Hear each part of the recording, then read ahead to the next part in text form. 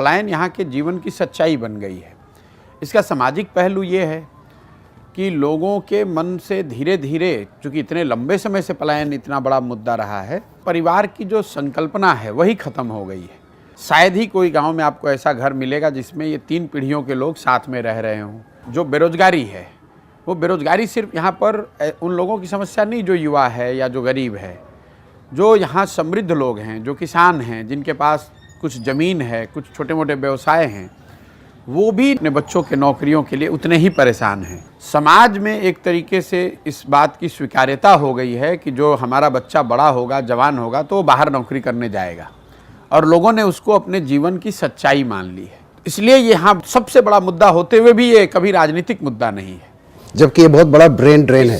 सिर्फ brain drain नहीं है, पलायन के अन्य पहलू क्या है। सिर्फ लोग यहाँ से नहीं जा रहे हैं, जो यहाँ से पढ़े लिखे समझदार लोग हैं, जो बुद्धिजीवी हैं, वो जा रहे हैं, और इसके साथ साथ बिहार से बहुत बड़ा पूंजी का पलायन हो रहा है। यहाँ पर जो लोग बचत करते हैं, जो बैंकों में पैसा जमा करते हैं, जिसकी चर्चा कहीं नहीं होती है। आपको माइग्रेशन या डिस्ट्रेस, जो पॉवर्टी दिखती है, उसका एक कारण है कि पलायन हर पहलू से पलायन है। बुद्धि का पलायन है, शरीर का पलायन है, पूंजी का पलायन है।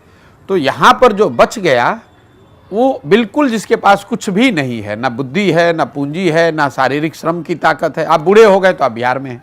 अगर शारीरिक श्रम करने की आपकी क्षमता है तो आप बाहर गए हैं। अगर आपके पास पढ़ाई की क्षमता है तो आप बाहर गए हैं। अगर आपके पास पैसा है बिजनेस व्यापार करने के लिए तो आप बाहर गए हैं। तो बिहार में बचा कौन? मेजॉरिटी वो लोग बचे हैं जो पूरी तरीके से सरकारी व्यवस्था पर डिपेंडेंट हैं।